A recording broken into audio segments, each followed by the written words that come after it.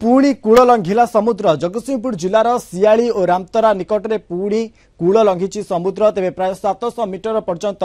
जनबसती आड़ को माड़ी आसी सियाली कलाबेदी गां समेत निकट चाष जमी बाड़ीगला लुणापाणी रामतरा गां समेत 5 रु ऊर्ध्व पंचायत लोके आतंकित हो रही लगातार भाव समुद्र कूल लंघी गां भितर पशिबार लगी समुद्र पानी आउ समुद्र निकट गां लोके एवं भयभीत अवस्था अच्छा गत किछि दिन भितर समुद्र गर्भरे सियाली भ्यू टावर लीन हो जाइथिला आ एबे गां भितरे समुद्र पानी पशिबा लोकंक भितरे चिंता बढ़ाई दैछि। रामतरा निकट में समुद्र कूल लघि पारु रामतरा पद्मपुर गड़ हरिशपुर सरबंत कलाबेदी परि अनेक गां एबे समुद्र गर्भरे लीन हेबाकु बसिलाणी।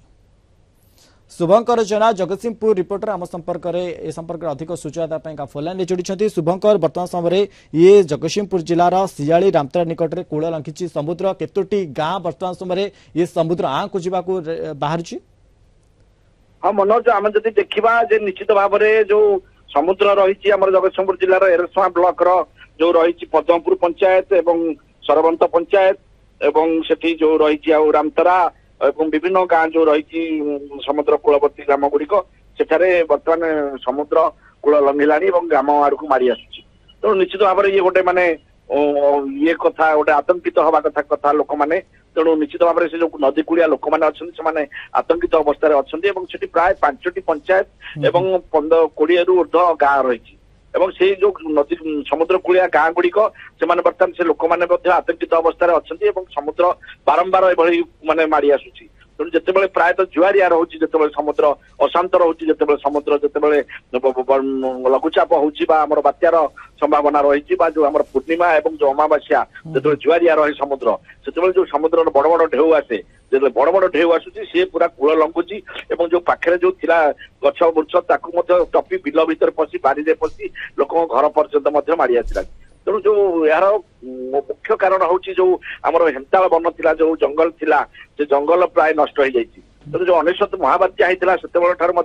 बहुत जंगल क्षयक्षति होता है बहुत किसी क्षयक्षति होता। तेणु ता परवर्ती समय जो जंगल जी परिमाण में वृद्धि हवा कथा ता एपर्त सुधा हो पारि ना से परिमाण जंगल झाऊ जंगल कहतु हेन्ताल वन जंगल कहतु से परिमाण है ना। तेणु समुद्र अशांत जिते रोचे कूल लंघुची समुद्र जलपतन वृद्धि पाई शुभंकर हेन्ताल वन को किभली भाव में सुरक्षा दिया किभली भाव में ये आग को हेन्ताल वन गछ नुआ नुआ चारा लगेगा ताकू नहीं कि एक प्रकार वन विभाग कि स्थानीय प्रशासन तरफ एक जोर दबा निहाती आवश्यक एवं जो गां गुड़ाक रही समुद्र गर्भ को जावाक बाहर से गां मानक बर्तमान समय स्थानीय प्रशासन पहुंची गलानी कि शुभंकर नहीं जहाँ अभियोग करुले स्थानीय लोक सहित आम कथा जहाँ स्थानीय लोक अभियोग करुले प्रशासन कौन प्रशासन अधिकारी मैंने जाना देखी ना कौन परिस्थिति रही अनुध्यान करना। वर्तमान समय स्थानीय प्रशासन से पहुंचनी वर्तमान समय गां लोक एक प्रकार भयभीत अवस्था रही। अनेक धन्यवाद आमको अधिक सूचना देते शुभंकर जेना जगतसिंहपुर रिपोर्टर संपर्क।